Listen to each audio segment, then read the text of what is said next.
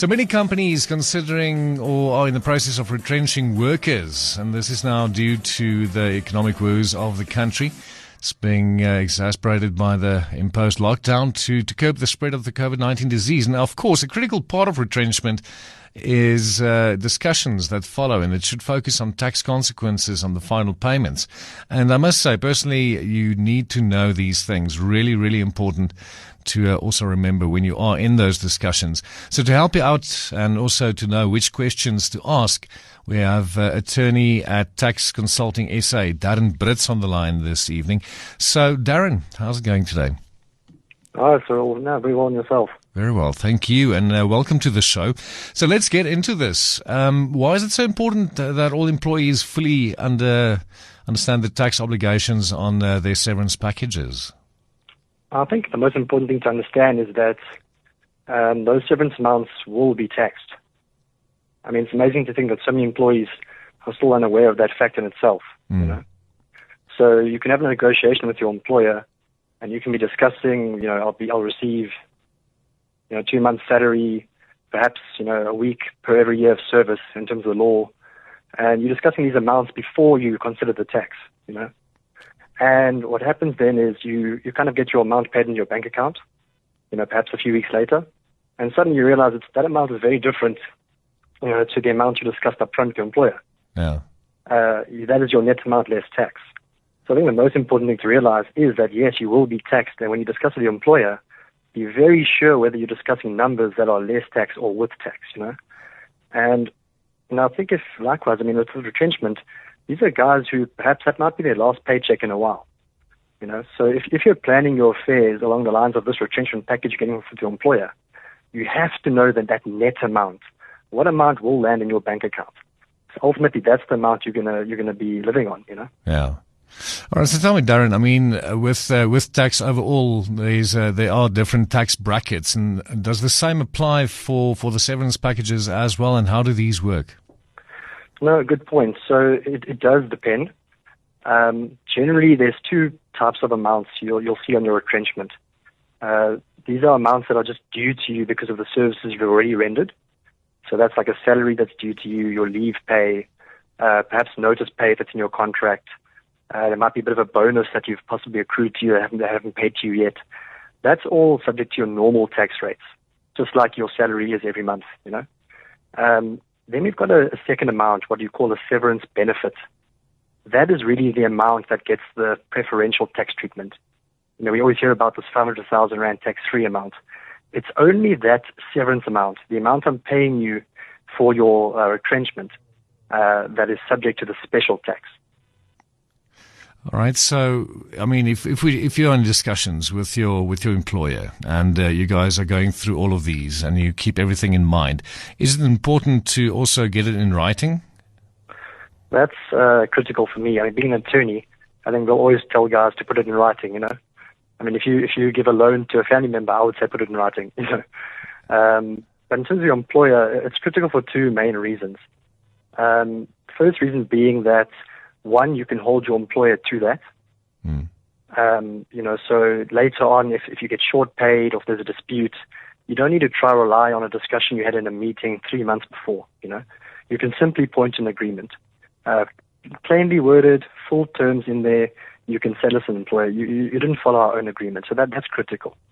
The second reason, maybe a little bit less important, is from a tax perspective in dealing with SARS. So you can imagine that as soon as you get this amount and you pay less tax, it might be that SARS could raise an audit on your individual tax affairs, Yeah. And SARS could simply ask the question, just why did you pay less tax on these amounts? We can see you paid less tax. And you'd like at that stage then to show them your severance package agreement or your retrenchment agreement and say, well, all these amounts I received was in consequence of my retrenchment. Please see attached. And they will very quickly then say, no, thank you very much. And they will close that audit very quickly, Wonderful. All right. So just administration that really saves you a lot of trouble down the line. But is it also, can you also do an audio recording? If you, let's say, for instance, just put your phone down and just tell your employer, listen, I'm going to record this. Is that also lawful? Can you do that? Yeah, I mean, I guess it depends, because in what context can you show someone an audio recording, How do you show that it's not been tampered with or edited, Did you get the consent of the employer?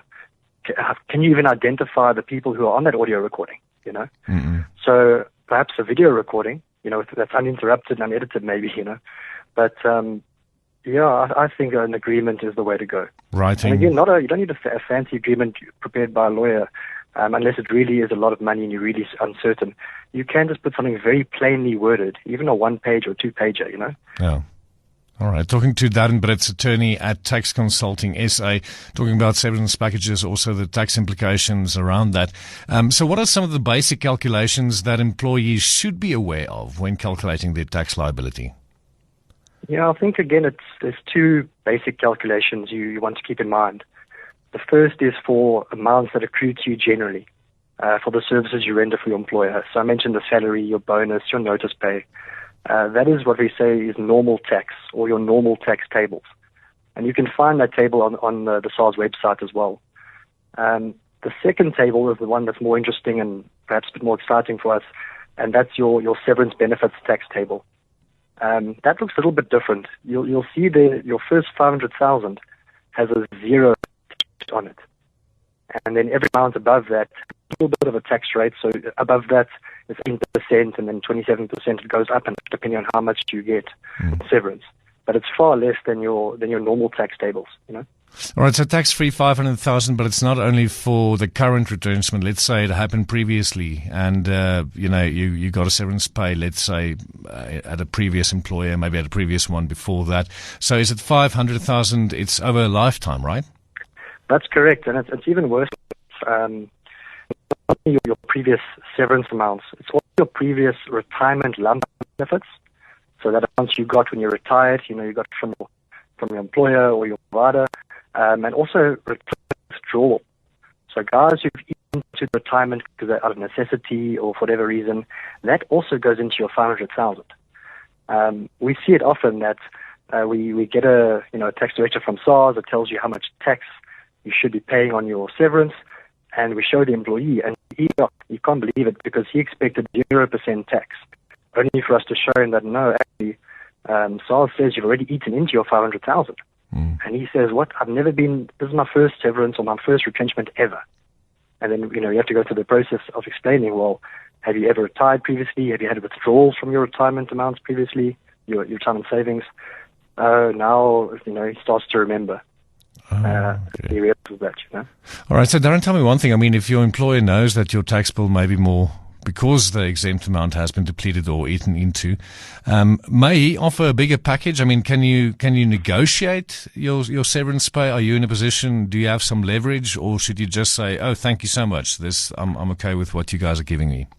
Yeah, I mean, it's a sensitive point, So, I mean, we know that employees don't have as much bargaining power these days, And in terms of the law, the employer only really gives you 1 week off for every completed service, So as soon as your employer starts off a little bit more than that, kind of at the mercy of your employer, And that's why I say I wouldn't raise the tax and say, because of this reason, pay me more. I think you simply must raise the tax, have the calculation, just so it's part of the discussion. You're right. It might incentivize your employer to pay you a little bit more. But I don't think you could force the issue, if I could say that, No, so it's definitely going to depend on the employer, him or herself. I mean, sitting here, actually, depending on their hearts, where they are, also financially. I mean, because I think especially now, they are not probably not in a good space to also give what is needed. So, Darren Britz, thank you so much for taking time to talk with us and also clarifying, attorney at Tax Consulting SA.